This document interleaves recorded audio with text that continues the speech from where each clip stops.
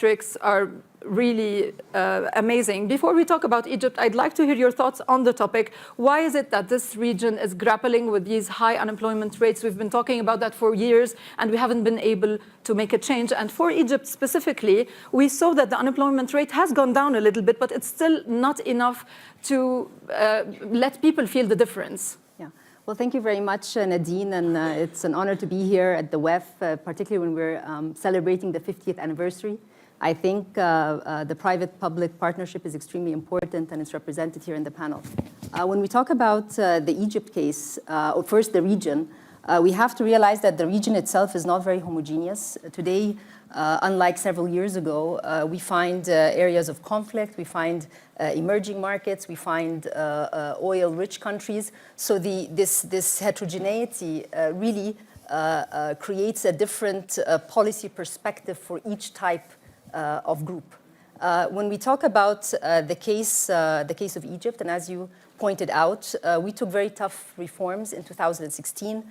They are homegrown. It's a homegrown program, but it was done with the IMF and other IFIs, and it was really addressing some of the distortions, macroeconomic distortions that existed for several years before. Of course, Egypt in 2011 faced political and economic transition, and therefore, when you are in that situation, you manage in atypical situations, and that has economic costs which come out. We were very adamant at addressing some of these fiscal and monetary distortions, and as we all know, under economic programs, you always have monetary, you have fiscal policy, and then there's a third pillar, which is structural reform. When you say, what are you doing after you've done or concluded monetary and fiscal reforms, structural reforms is what comes next.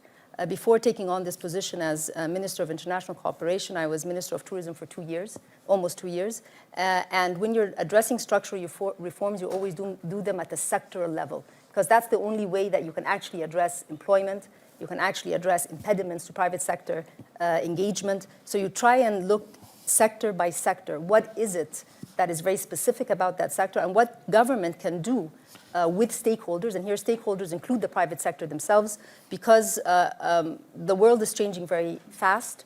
Private sector has an ability to go to different countries, and with the fourth industrial revolution, which we'll talk about in a little bit, governments need to take and echo what the private sector says. So the second phase of reforms, which we are engaging in now as a government, is really taking structural reforms at a sector level, make them, announce them.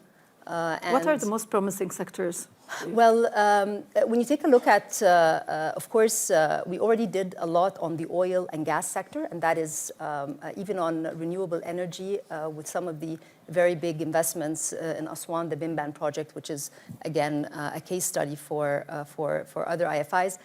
We're trying very hard on manufacturing. Tourism is an easy sector in the sense that we have a comparative advantage, but the idea was, how do you streamline and basically put a comprehensive framework to address the shortcomings. So manufacturing, tourism, oil and gas, which continues, and then of course we have construction because of the population growth, which also basically stifles a little bit the efforts when it comes to trying to increase more jobs. So when you look at construction, there's the new cities, you create more jobs, and you try and put together the concept of smart cities, which is very, very important.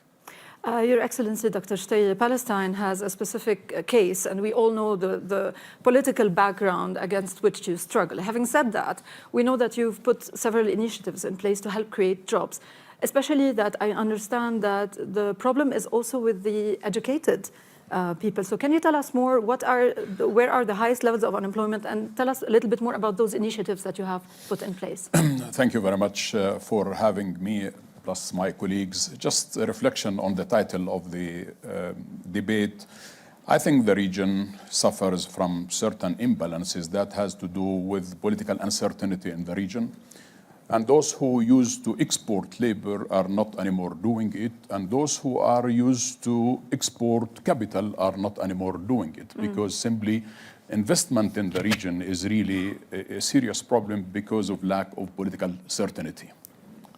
Having said that, coming to Palestine, we the Palestinians, we live under unusual conditions. we are people under occupation. It's not only the people, but our land, our water, our territory, all. So we work under unusual conditions. Under that sort of unusuality, we try to design things to accommodate this sort of imbalances that has been created by the fact that we are under occupation. On top of which, the problem that we have is unemployment not with the unskilled labor, unemployment with the very skilled labor, i.e. university graduates. Even though the Palestinians have the highest university graduates in the region, still 45% of our university graduates are unemployed. And hence the brain drain. They leave at the end of the day. They are not leaving because the regional labor market also is not able to absorb newcomers. And also for all the political chaos that is in the region, so we are nearly stuck with what we have. Therefore, we have come with certain initiative, coming back to your question. One that has to do with making state land available for university graduates. We are actually giving, nearly with very concessionary rate of rent, we're giving plots of land at a size of 10 dunams, which is like 2.5 acres, for each person, for every university graduate who wants to go into whatever he wants to do. Entrepreneurs, agriculture, industry, and so on and so forth. It's not only that. We have created a fund with the Islamic Development Bank of $500 million, of which 216 million has been pledged and 57 million has been paid. And the idea here is really to empower the young people, the youth in particular. We are empowering them not only by creating jobs, but we are empowering them by giving them shares in the newly established companies, which is done in partnership between the private sector and this sort of fund. This is also another important element. The other issue, which has to do with creating the imbalance between university output and the needs of the labor market. Usually this sort of disharmony between university graduates and the labor market, either you correct it from the demand side of the labor market or you correct it from the supply side of the labor market. We're doing both ways, i.e. we are redesigning our university graduates in order for them to be able to find jobs within what is available in Palestine, so they don't have to leave the country elsewhere, because one important strategy that we have has to do with the steadfastness, resilient steadfastness of the Palestinian people, because the struggle is about who stays and who leaves. So this is another important issue. One example, in the West Bank, for example, we have 27,000 27,000 engineers in the West Bank. In Gaza, we have 18,000 engineers. Of the 18,000 engineers in Gaza, there are 11,000 engineers who are unemployed. In the West Bank, out of the 27,000 university or engineers, 8,500 are unemployed. Is it a problem with the mentality that every family wants their child either to be an engineer or a doctor, and then they end up with skills that the labor force does not need? You're right. It has to do with the culture. Every mother wants to see her son is a doctor, an engineer, and so on. But we're redesigning things because they are stuck. And these are good people with high university. How do you create jobs for them? Very simple. We have introduced special programs that has to do with applied sciences and vocational training. So we are creating 5 layers of vocational training at the school levels, at the centers levels, at the institutes, at the universities.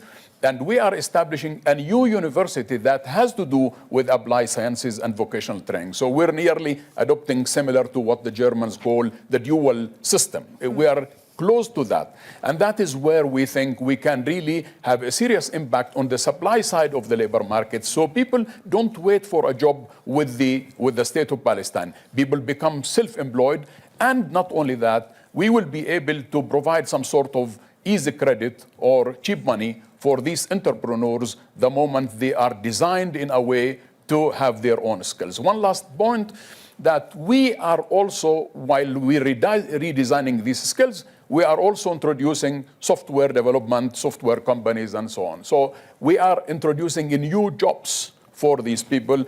Realizing the opportunities of the 21st century while leaving no one behind, by empowering people, by safeguarding the planet, and by shaping new frontiers But to go back to your Middle East question and the GCC, I'm very optimistic and we're very bullish that this is the region that will go back to the days of the growth. Because if you look at today, the whole world is complaining about an aging population, while 70% of the population of the Middle East is youth. Coupling that with how tech savvy they are. They spend a third of their day in the tech world, and they have the highest penetration in terms of social media and other aspects. But even if you look at history, and history is a great predictor of the future, while the whole world is celebrating today in WEF 50 years anniversary with AI and other aspects, let's remind the whole world that AI depends on data and algorithms. And algorithms originated from this world with al-Khwarizmi. And if we look at the backbone of the digital economy, it's with optics from Ibn al-Haytham. So if we couple the past, the today, and the tomorrow, the growth in the Middle East is no longer a question of if, but when. You are working on the G20 agenda. Saudi Arabia is going to host the G20 in, this year, in 2020. How much is that high up on the agenda, the issue of growth, the issue of creating jobs for the youth? I know that also here in Davos you have many events to promote the agenda that Saudi has for the G20. Let's remember that the G20 is a journey towards the November head of state meeting to come to consensus. And today we're living in a world that is so polarized. So from an analog perspective, there's so much polarization. And as the chair of the Digital Economy Task Force, and I'm also the vice chair for the Fourth Industrial Revolution Center within the WEF, we are trying to steer consensus when it comes to the digital divide. So I'll give you a few examples. So today the top topics, or the hot topics, is data, ethics, and taxes. So in data, the world is split between those that are pro-consumer, pro-privacy, and those that are pro-enterprise, pro-platforms, and pro-big tech. So we're trying to put them on middle ground. Let's look at the intended use. So for example, one of the intended uses that we've seen within the Kingdom of Saudi Arabia was for healthcare, how we could leverage that data from local entrepreneurs with global ventures such as Babylon Health on tackling potentially 50% of all doctor visits that can be augmented by AI. And in an experimental fashion, we've dropped the cost of healthcare in some cases from $30 to a single dollar. Think about education. Think about all of the different use cases that we can do to empower the youth, the women, leveraging technology. Mr. Bejani, Majid Al-Futtaim is not only present in the UAE, but in various countries of the region. And you actually commissioned a study to find out why do we have those issues. What are the major findings of that study? Give us a glimpse, because I know that you're going to talk about it over the next few days in Davos here in detail. Yes, thank you, Nadine. You know, the one thing that often is missed from these kind of conversations is that we forget that employment is a result of economic growth. You know, I see governments trying to create jobs. You can't create jobs if there is no growth. And you can't push people to be hired. We've seen that. Governments in the past hired people, and we had ballooning issues that we are now dealing with. I think in a shy way, more or less. Some countries are doing more than others. And the private sector is the one that is supposed to create growth. The one thing that we never talk about is actually, if we want to create, and we need to create in the coming decade, 80 to 100 million jobs in this part of the world, we need growth. You just opened, you know, this session by saying we've got around 1% growth. So what do we expect? Having said that, Alain, okay, we have, for example, in Egypt, a growth rate of more than 5.5% expected this year. The GCC, you have the oil GDP that was pulling back growth, but if you look at non-oil, it's better. So what percentage of growth do you look for, do you think is required to create the needed jobs then? Look, there are two things. One is that we're coming from far. I mean, it's not that we've had good performance in the past few decades. That's number one. Egypt, I think, is a great success story in terms of turnaround. Egypt still needs a lot to get there, but Egypt is actually now the fastest growing economy in the region. It can do more. I think it will do more. The question now is how do you take it from Egypt went out of basically a difficult situation and now needs to go to the next level. And I think Egypt is kind of on the right path. I think it needs around 8% growth in a sustained way for the coming 10 years for 10 years, in order to actually be able to deal not with anything more than actually the demand that will come into the job market. And of course, on the other side, there is the education and all of that. How do you prepare to have the right people entering the workforce? But what I want to say is, even the GCC in general, the private sector contribution to the economy is very, very low, has always been very low. Today, we have a much better understanding and acknowledgement of the importance of the private sector. I think Saudi Arabia is now leading on this. The UAE has been leading on this, etc. And I think we're going to see more and more. 2019 was a good year in Saudi Arabia in terms of growth coming from the private sector. But the biggest issue we have in the region that has been preventing growth is actually the fragmentation of our economies. And Majid Al Futtaim, being an investor and basically a long-term player in the region, we're present in every country in this part of the world. When we think about the coming 10 years, how can we grow? And how can we grow significantly? The biggest impediment is the fact that the region is so fragmented. And we always have great reasons why not to do things in our part of the world. I think I even question sometimes, why are these groups of countries grouped together in, within the term of Middle East? Because as Dr. Mashad said, it's not a homogeneous region at all. Yes, but I don't think it's also non-homogeneous. There is a lot of factors that bring us together. Cultural factors, proximity. And you see that most of the growth that happened globally happened in blocks. ASEAN, EU, NAFTA, and others. So if you think, I give you a simple example. If you look at ASEAN, for example, ASEAN today have 56% of its trade that happen within the region. I think you'll be surprised if I tell you that only 16% of the trade in the MENAP region happen within the region. If you take oil out, that's below 5%. So in reality, this region doesn't work together. It works with the world, but doesn't work together. We're not relevant globally because we don't have scale. So in reality, if you look at our debate in the region, it's never about business. It's never about growth. It's mostly about politics, instability, etc. This is real, but we can either turn that into an opportunity. It doesn't prevent us from doing the right things for our business and being able to better deal with the geopolitical Very uncertainty. quickly, how do you do that? Or not? Well, it's very simple. Through a few things. One is we're putting together actually an initiative that's private sector led, but you need to work with the government in order to make it happen, to work on three primary elements. One is selective deregulation. We are overly regulated in the region, and that is something that doesn't cost money. It just goes to sit around the table and see what does the business need to grow.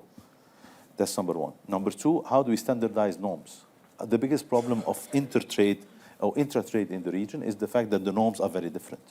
And this is something that's possible, and it does not basically, it takes from one, gives to the other, but everyone is actually a winner.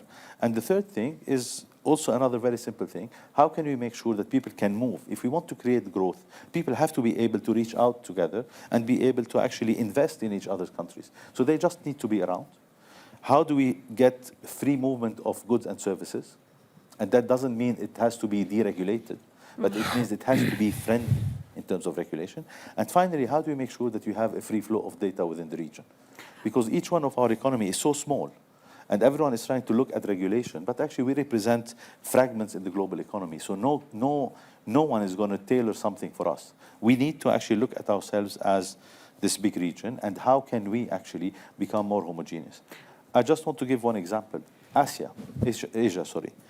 Asia has 256 of the Fortune 500 companies.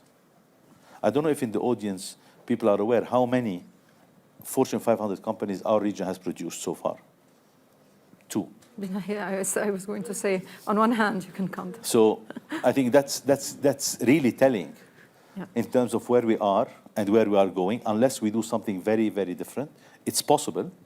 And I'm very encouraged by an earlier meeting we had today in terms of bringing together public sector, private sector, the World Economic Forum, and some other international institutions that are going to join us on this journey. Mr. Majid Jafar, I read actually an article that you wrote about this topic.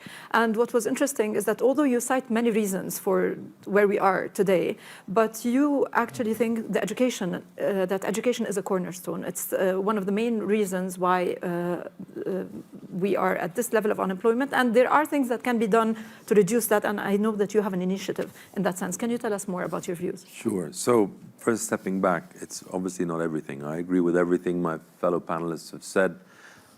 Essentially, it's three things: demand, supply, and inefficiency. The demand, we don't have enough investment.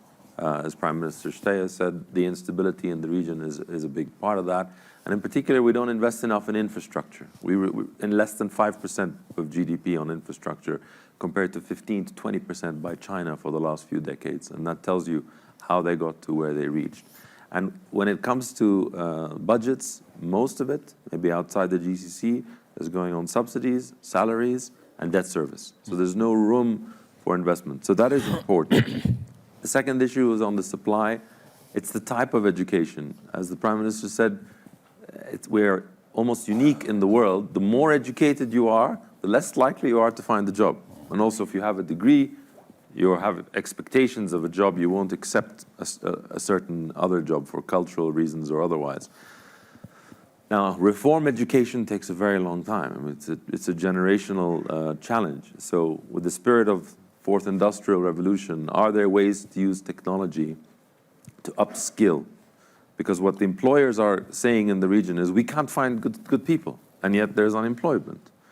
So we partnered with IDRAK, which is the online course platform of the Queen Rania Foundation, along with the British Council, and we've launched an initiative targeting 500,000 young people across the region to start with, and focusing on 3 key skill areas that all the research has shown are critical for employability today. One is English language skills. Second is IT skills, not to be an IT expert, but workplace. And the third one is the social skills of business, how to interview, how to work in a team, how to work in an office environment. So the platform is being launched next month. And these kind of approaches, others are like e-government on the third key area is, of course, inefficiency of the market, the regulations which Alain referred to. It's very easy to say too much bureaucracy, not enough competitiveness, not enough room for the private sector to breathe. But as he was starting to do, how do you break that down into bite-sized, addressable issues? And maybe technology can help. Countries that have adopted e-government, for example, have bypassed some of the old bureaucratic systems and achieved efficiency. You're talking about bureaucracy. There's actually a problem of corruption as well. So here, I mean, this also hinders mobility, social mobility, and the possibility to actually get employed in certain cases as well. اللي عنده واسطة, the people who have more connections are more prone to be employed. Sure, so it goes hand in hand. There's no, the bureaucracy increases the incentive for corruption and vice versa. Through e-government, you can't see the officials, so you can't bribe them. So it's not going to address everything. As Alain mentioned, there are lots of other obstacles to competitiveness in private sector. One of the initiatives from the business community of the World Economic Forum, from this region, from the Arab world, was targeting registering a company. It's like the first basic thing. It can take more than a year, and wasla, and processes in many countries. How can we make that quicker and easier? And countries have shown in the region, using technology, Oman is a very good example, they really reduced the time to register a company. So looking at what is standing in the way, and how can we improve it? And actually, the forum's competitiveness report gives you all the metrics, and managing by numbers and targets can be useful. We ended this round talking about the role of technology. We're going to talk more about it, especially that this forum in Davos, we always talk about the potential for the fourth industrial revolution, but we're going to take a short break and then discuss this. مشاهدينا وقفة مع فاصل ونتابع.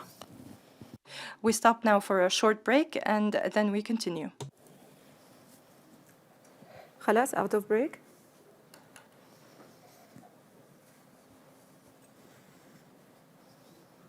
بدك عيدة? Okay. Can we resume?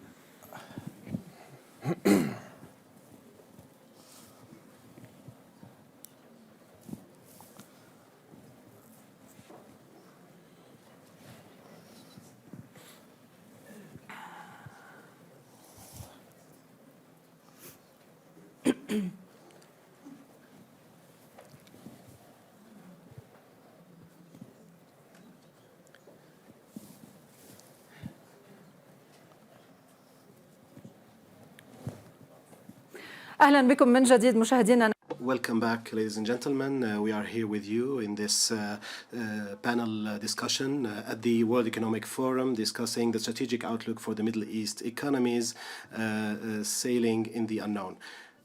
Around talking about the role of technology, Your Excellency, Dr. Shtay, the fourth industrial revolution has been seen as a double-edged sword. On one hand, it opens up huge potential. On the other, it can be detrimental to jobs, certain type of jobs.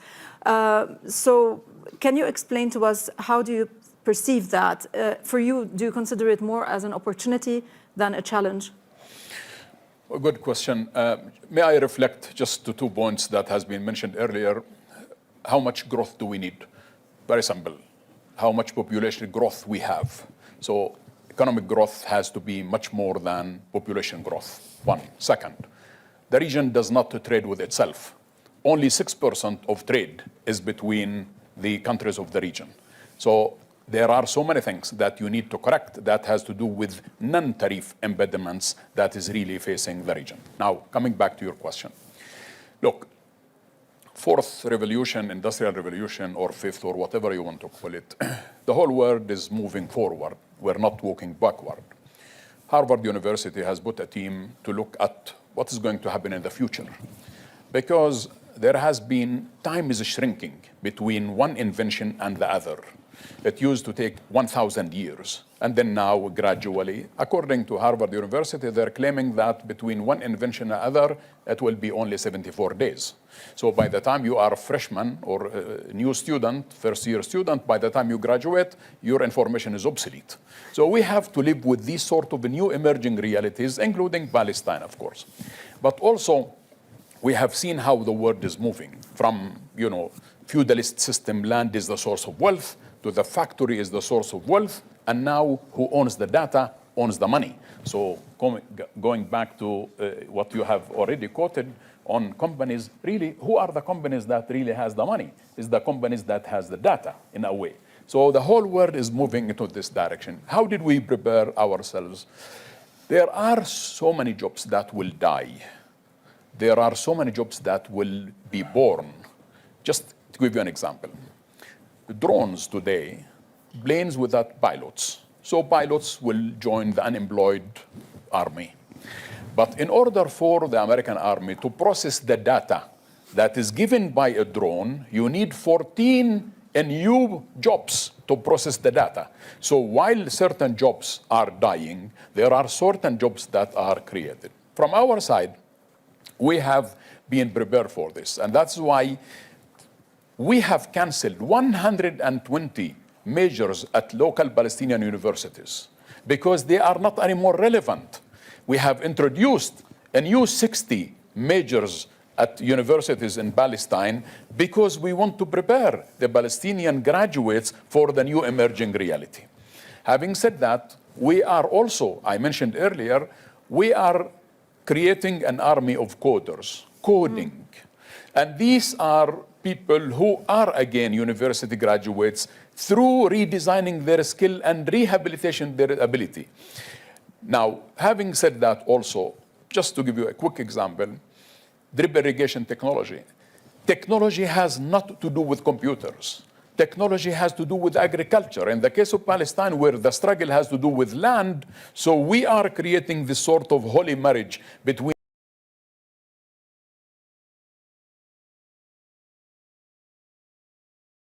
skills and land, because the struggle is there. And introducing technology into agriculture is a huge, big political task that we are working on. Drip irrigation technology.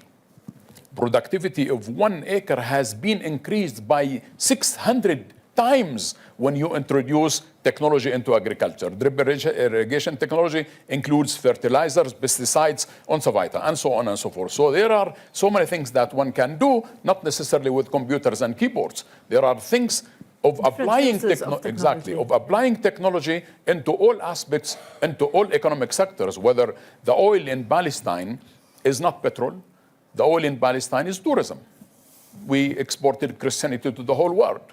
Yes, and therefore Beit Lahem should continue to be the center of tourism, religious tourism and others. And that is where we are building infrastructure on one hand, and we are applying to technology into that sort of infrastructure. So we're looking at what we have on the ground, try to accommodate what is emerging in the world to try to serve our people in terms of economic growth, political steadfastness, and achieve our political goals. So for us, the package is sort of comprehensive package rather than really focusing on one sector at the expense of the other.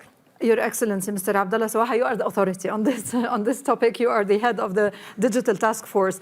Can you give us your views on how can the digital economy and emerging technologies help stimulate growth? Undoubtedly, digitalization is the largest economic multiplier and social equalizer.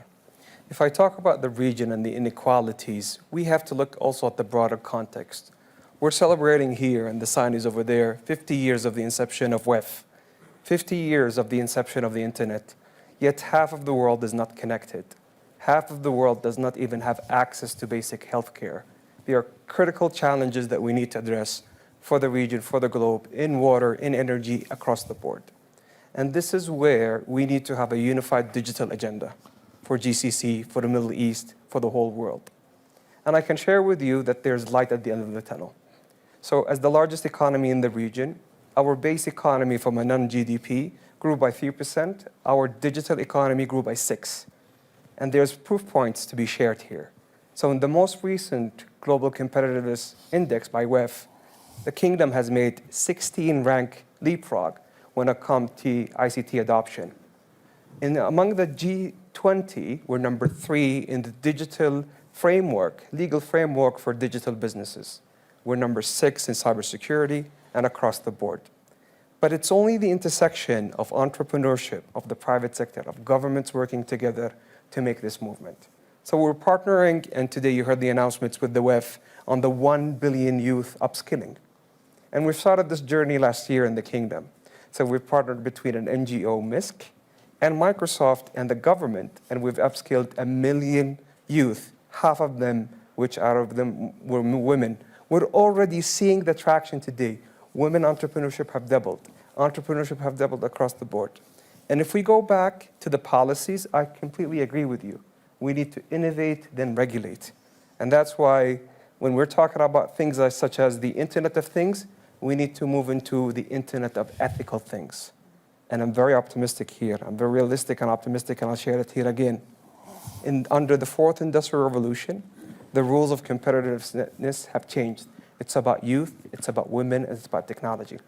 The 5th Industrial Revolution is coming, and it's about ethics and trustworthiness. And what better region than to exemplify and to role model in ethics and trustworthiness than the Middle East? Your Excellency, Dr. Mashat, I'd like to hear your take on technology is something that we cannot escape from. I think it provides an opportunity rather than a challenge. When you take a look at the data, 50% of jobs are going to be redesigned. Only 5% get lost because of technology. In Egypt, for example, 49% of activities will become automated. This puts a challenge on policymakers to rethink the education model which they provide or they actually enable. Because again, internet has created opportunities. When you look at the movement from the informal sector to the formal sector, in the case of Egypt, by 2025, you have almost 1 million jobs created out of that. So that's an opportunity. That's a way to basically, you need to foster, you need to push, but it also requires an understanding from the policy apparatus itself. When you talk about e-government, what is it that it requires for us to do? When you talk about... and you need to build the capabilities, and here is the upskilling, the reskilling of labor as well. The other thing is, there's this concept of STEM, where it's science, technology, and mathematics. And so trying to push on that is understanding it first, and then trying to push on that, not resisting it. Because, when I was in Minister of Tourism, you have some companies telling me, can you shut down online booking so we don't go out of business. These concepts. It's resistance to change. Yeah, it's what are you talking about in this type of world? But anyway, so there are these concepts that the policymaker has to be very much aware of and try and push forward. It's a reality that 9 in every 10 jobs are going to require data analysis and digital skills. So that is something that has to be incorporated in the policy frameworks that we do. Something else, the listening to the private sector, because again, government cannot generate jobs. And therefore, what types of skills does the private sector need? Encouraging startups, that ecosystem that basically enables, creates a needed ecosystem for the enables the startups. youth to basically use these digital skills. And we are service economies at the end of the day. Manufacturing is there, it's small, but service. So that's where we have a comparative advantage, and therefore being mindful of that and trying to push it. I feel that technology actually enables more economic growth. It pushes the frontier for GDP, and therefore, it's inescapable. Mr. Bajani, what's your take? And I also want your reaction on the idea that in the Middle East, it seems as if we are large users of technology, but you don't have the creative side. So what are your thoughts on that? Two things. I would start by, if you allow me a reaction to what you've heard. I think, we've got 3 governments here. What we heard is great, honestly great. Why are we the way we are? Because governments in the region act like rivals. They don't act like partners. The problem for us is not to figure out the future of work, is not to figure out the future of AI, is not to figure out how things are going to evolve. The world is working on this. It's there. I think Saudi Arabia did something very interesting a few weeks ago. They've decided, actually to allow entry to anyone that has a Schengen or a US visa that has been stamped once in the country of issuance. Yeah. Simple, no? It didn't need a lot. Simple. So what I want to say here is the same. What we need is our governments, because they have a big impact on growth. And to be enablers. More than we need them to act as partners. They have to understand this region is too small. We, all of us together, adding Pakistan to it, we're 600 million people. Each country, other than Egypt, is at best in the 10 of millions. So guys, these are cities. We have to finally wake up to the fact that we need to partner. We can't continue to act as rivals. The problem why you have corruption and other things is because you have too many fighting on too little. That's our problem. So if we don't change this mindset, we will never get to where we need to be. And here we're not dealing about the future. We're dealing about today and dealing about some of the past. I think that's important. When it gets to technology, we consume technology versus producing technology. The actual reality is very simple. It's not because we lack intelligence. There is, I think what Majid said is very true. There is a problem in how we actually invest our public funds. That's a big problem, and that needs, I think, big reforms in terms of structural reforms on how do you use our public funds. This being said, the biggest problem that we have is the fact that we don't have markets. The reason why Silicon Valley is in the US is because you have a unified market of 350 million people. The reason why ASEAN is actually expanding is because they have a market. The reason why Europe is because they have a market. So if I invent something in the Arab world, where can I scale it? Yeah, you have the problem. That's the problem. Mr. Majid Jafar, I'd like to have your take before we start taking questions from the audience. Sure. So I want to touch upon something that hasn't been addressed yet, and it links to the fact that, as we heard, it's no longer about land or factories. So it's knowledge economy. So if it's a knowledge economy, there shouldn't be the obstacles there are for female participation in the workforce. We have the worst record in the world. So the youth unemployment headline number is 30%, which is the highest in the world. But actually, what's telling, if you split it, it's twice as high with women than men. So it's 20% with men, but 40% with women. And that is at the core of so many challenges. You have a huge part of your workforce that is not being used, and that could really help drive growth. It's been shown in other places like Asia and Europe, the birth rate issue that the Prime Minister mentioned. The quickest way to bring that down is to have female participation in the workforce. The education is there now, over the last generation. In some countries, female graduates are higher than the male graduates. But there need to be regulations and encouragement. So there's high-level top-down encouragement. And actually you see participation in government in many countries higher than in the private sector. But something is wrong in the labor market. Whether it's cultural, but actually many countries don't have part-time work regulations or regulations that assist for working mothers to participate. So this is, I think, an area across our region where serious action is taken. The World Bank study said there is improvement, but the World Bank says at the current rate of improvement, it will take 200 years for our region to catch up with similar economies in terms of, not the wealthiest countries, but middle-income economies like ours in Latin America and elsewhere. It would take 200 years just to match them. That's not good enough. In terms of women engagement in terms of female in the workforce? participation percentage in the workforce. Okay. So clearly it needs to be much, much faster. It's a topic that I'm going to ask also all the speakers about, but if you have any question, can you give me a sign and then we will pass on the microphone. So we have a question here and a question there, if we can prepare the microphones. Please let me know your name, who is the question for, and ask your question quickly. Hello, I'm Omneya. I'm a global shaper from Egypt. My question is to actually the ministers here. So as a global shaper, this is my first time here in Davos. And while I've been having a lot of feelings of like happiness and pride and a little worry, I've also been like a little sad actually, because I feel that we are here. We have this amazing opportunity to be here and to have a seat on the table with you guys.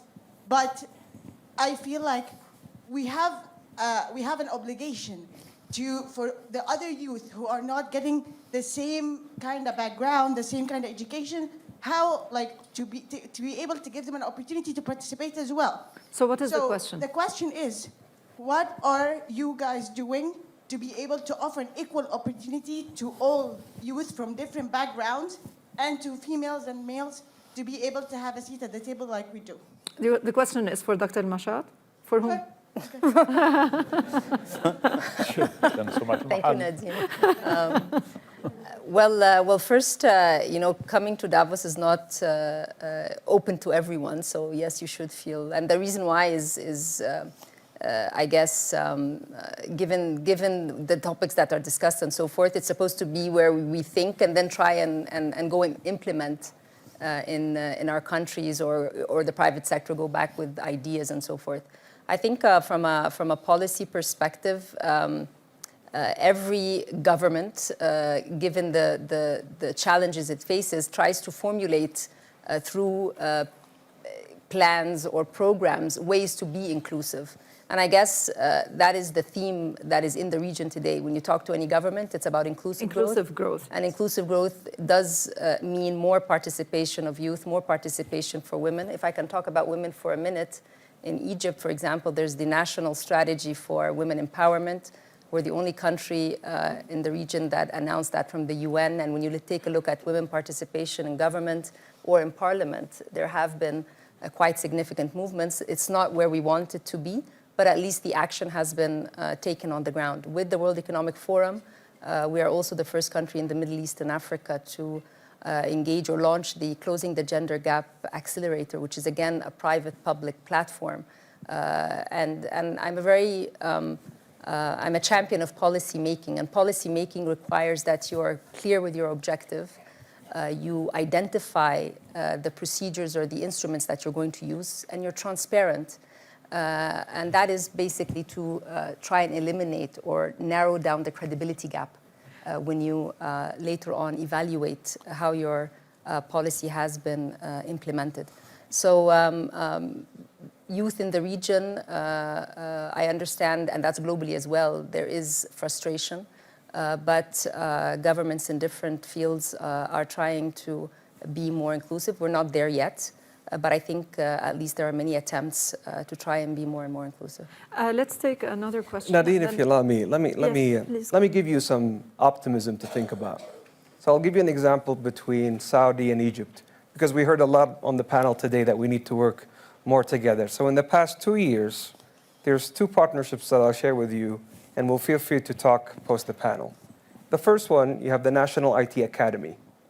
Actually, Egypt have started this years and years back, in which graduating and upskilling both men and women in ICT. This has inspired us to launch the Saudi Digital Academy, and this has been in partnership with His Excellency Amr Talat, who's a good colleague of yours. Secondly, we started an accelerator program. Out of this accelerator program, Saudi entrepreneurs and Egyptian entrepreneurs worked together on launching something called Noon Academy. In Noon Academy, it's tackling the biggest challenges in education again. They have found out that the linear relationship between students and teachers won't cut it. It's a circular relationship among their leaders with social learning. This venture today, they started 3 years back. Today they're touching 1 million students in Saudi and 1 million in Egypt. So this is more food for thought for you to be optimistic. Let's have the question. Thank you. My name is Ayla. I'm a young global leader from Pakistan. I'm glad, Mr. Bajani, you mentioned Pakistan, and my question sort of stems around the same thing. There was a mention that within the region, the trade is only 6%. How does the region grow, whether it's MENA or if we include South Asia as well? Clearly, East is where the growth is. 50% of the population, the young population in this region, while there's great stuff happening within the countries, what is the policymakers doing in order to sort of make it easy for investment, make it easy for countries to sort of come closer in order to do more business, more trade? And what's the push coming from the private sector to really go for that? Sorry, to whom was the question addressed? So it is actually, half of it is for the policymakers as to what... We don't have time. One has to answer. So let's go with the policymakers. So Anyone can choose. I'll be more than happy to pick that one up. And on Pakistan, actually the tipping point that happened in the digital economy in the Arab world happened in partnership between a Saudi, a Pakistani, and a Swede. It was called Kareem. And this story is right now having a momentum in the region, and the fair share for the Middle East in terms of unicorns, if we look at the depth of the demographics and the weight, we should have 24 unicorns today. But to follow up on your question on the policy front, how are we doing to steer and to gear the momentum in the region? We're definitely crossing notes, where today, even the World Bank in the most recent report on women empowerment, Saudi was labeled as the top reformer when it comes to that aspect. In terms of ease of doing business, we definitely have a long way to go, and thank you for acknowledging the e-visa process. But today, 60 to 80% of commercial registrations happen within 4 hours within the kingdom. So we're making some positive momentum, and definitely I have to acknowledge Mudathir's story as a Pakistani is something that inspiring the whole region. Nadine, can I just say yes, one thing? quick comment, please. Just before this meeting, WEF has initiated something with 3 of us here on the panel with others, and that's called the Stewardship Board for the Middle East.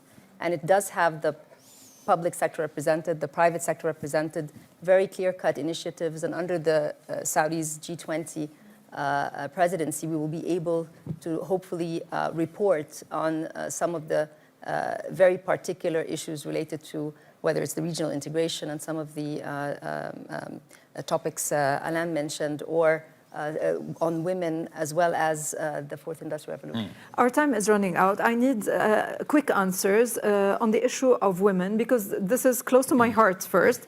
And second of all, this is a global problem. It's more prominent in our region. Why do you think so? What initiatives are you putting in place to counter that?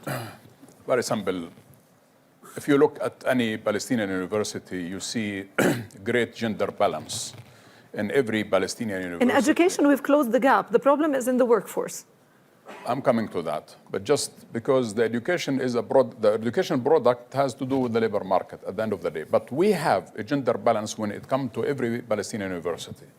Again, women are heavily involved in that. The problem is the more a woman is educated, the less chance she has to get a job in the labor market.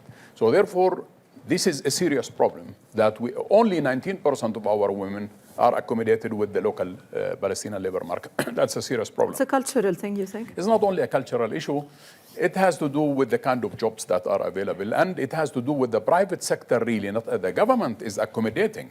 And the issue is that women get the same salaries within the State of Palestine civil service, but they don't get the same salaries with the private sector. And I think that's where the problem, that's what we are doing into this direction. There are new legislations that we will be doing. For the first time, no less than 30% of the next Palestinian elections, women will be occupying seats in the parliament, no less. So there is a positive biased quota for women in the parliament. We are having a new program to empower women. The issue is not only a slogan. The issue, if you don't economically empower a woman, then there will be no chance for her. Last point I would like to mention is the following. There is something that I call information technology and language imperialism. Now, if you don't know English, as Majid has been saying, you're out of technology. So therefore, instead of us continue to be users of technology, we have to create it. And we have not been able to do it yet. Even this panel, which is Al Arabiya, we are all speaking in English. Because simply we are in Davos because we want the whole world to understand our message. That is the thing. It will be televised and you will have Arabic subtitles when you watch it on Al Arabiya. Mr. Alain Bajani, the UAE and Saudi have adopted a top-down approach. So you find a lot of women on the ministerial level, but I'm not sure how much do you find it in the private sector, grassroots. So can you explain to me your view? Do you think this works, the top-down approach? Definitely, because I think role modeling is very important and it's inspiring for others. I'm personally a very proud, basically, team members because half of my team half plus is actually made of women, my direct reports, and we try to drive that across the board. But what I want to say is the crux of it is, in my view, simple. I think that it's the education. I think, Majid, you talked about it, and Your Excellency. The more educated, the less you get. Women are usually more educated. The problem is that the business that you have is low-value creation. When you have a business that has low value creation, they can't afford educated people. So educated people don't have much to do. Yeah. So the solution goes back to the root cause. If we do not deal with the root cause, we will never get the outcomes that you want. And this is what I think we should think about. How do we create partnership amongst governments and how we deal with the root causes, other than supporting, which I think is very important. Mr. Sabaha, Your Excellency, I'd like your thoughts also, because Saudi is very active now on that track. We have a chairwoman for the stock market. We have a CEO for a bank. So do you think that this is working? Do you see the results? Absolutely. On the ground? If you look at women in ICT, it doubled from 7% to 15%. We've passed the EU zone. If you look at the total Vision 2030 metrics, we crossed the 25% mark. And if you look at Her Excellency Inas, who's in the room, she had one of the top schools today for women in data science, cybersecurity, and AI. And that's why we have seen positive momentum. If you look at the base economy from an non-oil GDP, it grew by 3%. For digital economy grew by 6%. So if you want your economies to grow, focus on youth and technology. If you want it to grow and thrive and prosper, focus on youth, technology, and women. Panelists, I want to thank you for your time with us today, and I want to thank everyone in the audience. I hope you enjoyed the discussion. Thank you so much. Well done, really. Bravo. Thank you very much. We thank you so much.